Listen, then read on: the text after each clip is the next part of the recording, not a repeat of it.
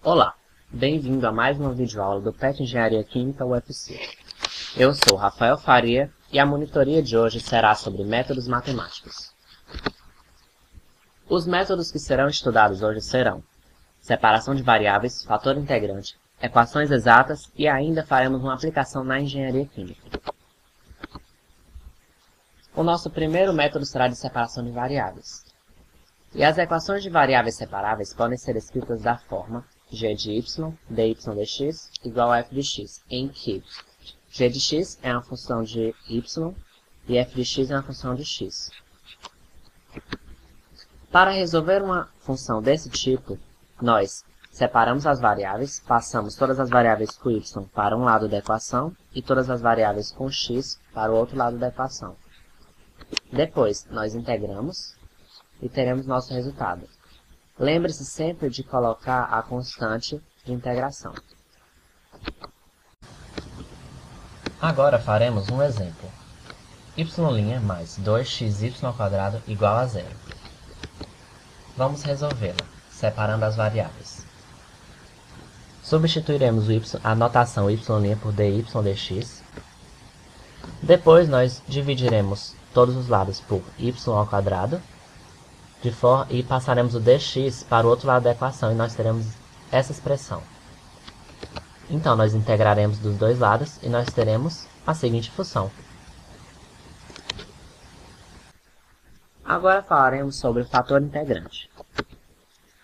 Algumas equações aparecem na seguinte forma: dy dx mais p de x, y, igual a q de x, em que p de x e q de x são funções de x, em que p de x é multiplicada por y. Uma equação nesse formato não é possível de separar as suas variáveis, de forma que nós vamos ter que apelar para um fator integrante.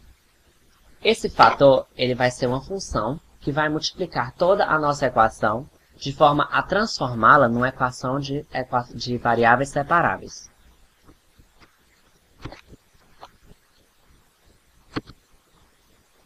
Nosso fator multiplicará a equação toda, e esse fator ele é sempre dado por exponencial de integral de p de x dx. P de x é esse termo que multiplica o y na nossa função.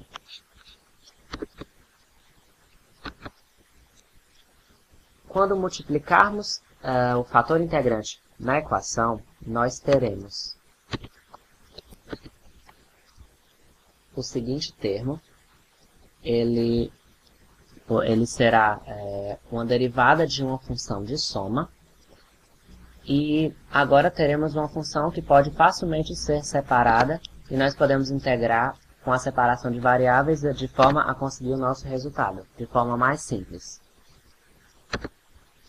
Agora façamos um exemplo. y' menos 4x, 4 dividido por x vezes y, igual a menos 2 sobre x ao cubo. Resolvendo, o nosso fator integrante será a exponencial de p de x dx, em que p de x é menos 4 sobre x. Integrando, nós temos o seguinte resultado, exponencial de menos 4 logaritmo natural de x, e simplificando teremos que o nosso fator integrante será x elevado a menos 4. Multiplicando nossa função pelo fator integrante, teremos o seguinte resultado. Perceba agora que esse termo aqui nada mais nada menos é do que a derivada do primeiro vezes o segundo, mais a derivada do segundo vezes o primeiro. Agora, lembrando um pouco do cálculo fundamental, nós veremos que isso é a derivada da soma, e podemos fazer o caminho inverso e escrevê-la dessa forma. Agora, perceba que nós podemos passar o dx para o outro lado, separando as variáveis e integrando dos dois lados. Assim que integrarmos, esse termo dentro do parênteses sairá e o outro será integrado normalmente. Isolando agora o y, nós teremos o resultado da nossa função, que será o seguinte. Agora falaremos das funções exatas. As equações exatas são as que podem ser escritas da seguinte forma. md de x mais nd de y igual a zero. Entretanto, o m e o n vão se combinar de forma que a derivada de m em função de y é igual à derivada de n em função de x. Essa condição tem sempre que ser verdadeira para que a equação seja exata. E depois nós apenas resolveremos dessa seguinte forma. M será igual a df dx e n será igual a df dy. F é a nossa função resposta. Vejamos agora no exemplo. dy dx será menos 2x vezes seno 3y dividido por 3x² cosseno 3y mais 2y. O primeiro passo sempre será verificar se a função é exata ou não. Então, nós teremos que transformá-la numa função linear para podermos verificar o m e o n. O m será sempre o termo que multiplicará dx e o n será sempre o termo que multiplicará dy.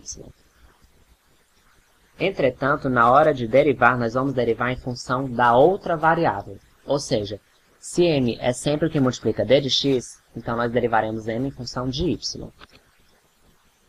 E o n será o contrário. Perceba que as duas derivadas deram o mesmo valor. Então, nós podemos afirmar que essa equação é exata. Agora, nós descobriremos a função resposta. Repetindo a equação, utilizaremos m igual a df dx para calcular f, que é a função resposta. Vamos separar as variáveis e integrar. Descobrimos então que a função resposta é x² seno de 3y mais constante. Entretanto, essa constante ela vai ser uma função de y, porque nós integramos em função de dx. Para descobrir a função resposta mais completa, nós temos que fazer o segundo passo, que é ndf dy. Seguiremos o mesmo procedimento, separamos as variáveis e integraremos, de forma a descobrir a função resposta. Tendo as duas funções descobertas por caminhos diferentes, nós vamos comparar as duas equações para descobrir a função resposta.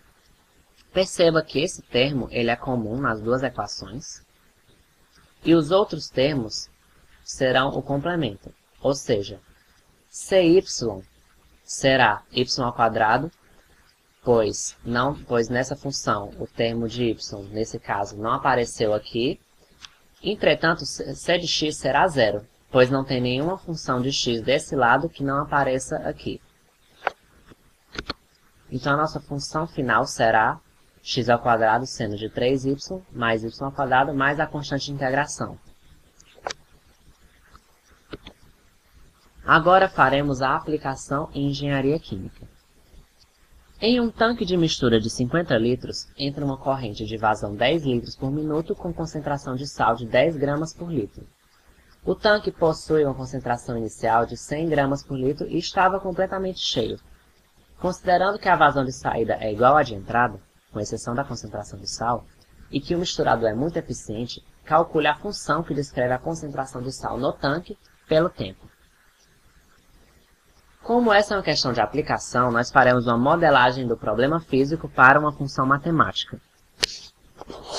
E depois de termos a função matemática, nós vamos ter que fazer algumas considerações para que possamos resolver o problema. Entre essas considerações tem, por exemplo, que a vazão de saída é igual à de entrada, que ele já diz no texto, e que o misturador é muito eficiente. Isso significa que a concentração dentro do misturador é constante em todos os pontos e que a vazão de saída tem a mesma concentração que o tanque. Nós faremos uma análise da quantidade de sal que entra e que sai. A entrada de sal por minuto será a concentração vezes a vazão de entrada. A saída de sal será a concentração de saída vezes a vazão de saída. Lembre-se que a vazão de entrada é igual à de saída. E a concentração de sal no tanque será igual à concentração da vazão de saída, que será massa sobre volume. Entretanto, a massa ela é uma função, pois a massa inicial, aliás, a concentração inicial é diferente da concentração de entrada. E isso vai fazer com que a concentração ela vá mudar ao longo do tempo. Faremos agora um balanço de massa simples. O que entra menos o que sai é igual ao acúmulo. E o acúmulo será justamente nossa derivada. Substituindo os valores, teremos que C1, V1, que é justamente a entrada, menos a saída. Perceba que o C2 eu substituí por M de T sobre V. E V2 eu substituí por V1, pois as vazões são iguais. E o acúmulo é o dm dt. Essa aqui significa a taxa de acúmulo de massa em função do tempo. E a partir disso nós vamos descobrir a função m, ou seja, a quantidade de massa no tanque em função do tempo.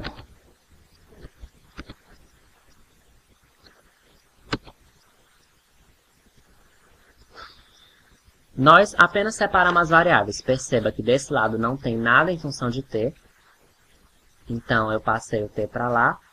E tudo em função de m, como por exemplo essa função, foi passado para esse lado. Agora nós vamos organizar essa equação apenas para que ela fique mais fácil de ser integrada. E agora nós integraremos de ambos os lados. Esse será o resultado da integração. Nesse seguinte passo, eu apenas coloquei a massa em evidência. Agora perceba que essa é a função da massa em função do tempo. Entretanto, não é isso que buscamos. Nós buscamos a função da concentração. Nós sabemos que concentração é massa sobre volume. Então, apenas dividiremos toda essa função pelo volume do tanque. E nós descobrimos que a concentração no tanque será uma constante. Perceba que eu mudei a constante, pois essa constante aqui, dividida pelo volume, vai se tornar a constante 2. Apenas isso. E essa será a nossa função. Entretanto, nós teremos que descobrir qual é o K2, pois nós temos uma condição inicial. A concentração inicial, ou seja, no tempo zero, será de 100 gramas por litro. Além disso, temos os outros valores que podem ser substituídos, como V1, que é 10 litros por minuto, V, que é 50 litros, C1, que é 10 gramas por litro. Substituindo na equação, nós teremos que 100 igual a K2 mais 10, K2 igual a 90. Dessa forma, nós temos que a nossa função será C igual a 90, exponencial de menos 0,2t mais 10. E dessa forma, nós descobrimos a função de concentração. A nossa videoaula termina por aqui. Muito obrigado pela atenção. Avaliem essa videoaula no link que tem na descrição e acompanhe sempre o nosso canal por mais videoaulas. Muito obrigado.